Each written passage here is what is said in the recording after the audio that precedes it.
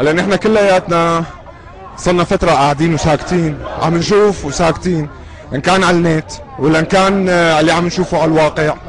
بس وصلت لمرحلة اخر شيء ما عاد حدا يقدر يتحمل.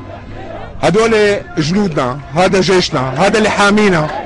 نحن بعد هيك ما عاد نحسن نسكت، بدنا الرئيس فورا يدخل الجيش ويخرس كل هالعالم اللي عم تحاول تقتل كل هالابرياء هدول اللي راحوا.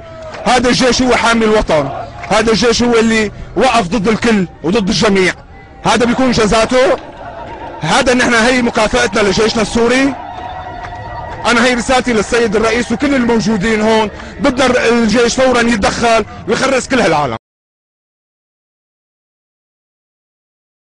رمز الجزيرة لما عم نحط نحن الجي شو هي؟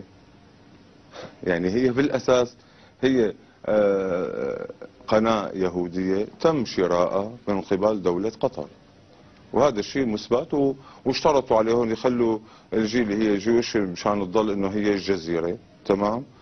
بشرط انه هن ياخذوا الجزيرة. هلا نحن اذا بنولف بنلاقي انه الجزيرة مع ليش الرمز الجي محافظة انه هي القناة اليهودية الفضائية. ونزلنا كلياتنا تأييد للسيد الرئيس، تأييد للجيش. نحن امبارح كنا بالجولان والرصاص فوق راسنا. انا بحكي للشيخ العرعور، هذا الشيخ الفتنة اللي عم بيقتل اولادنا.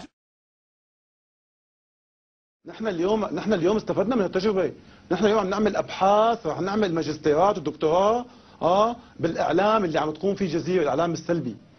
فالجزيرة شو عم تعمل؟ صورة ذهنية مربوطة بحدث مع كلام كاذب فيه مشاعر، وهي عم تشتغل على هالمشاعر.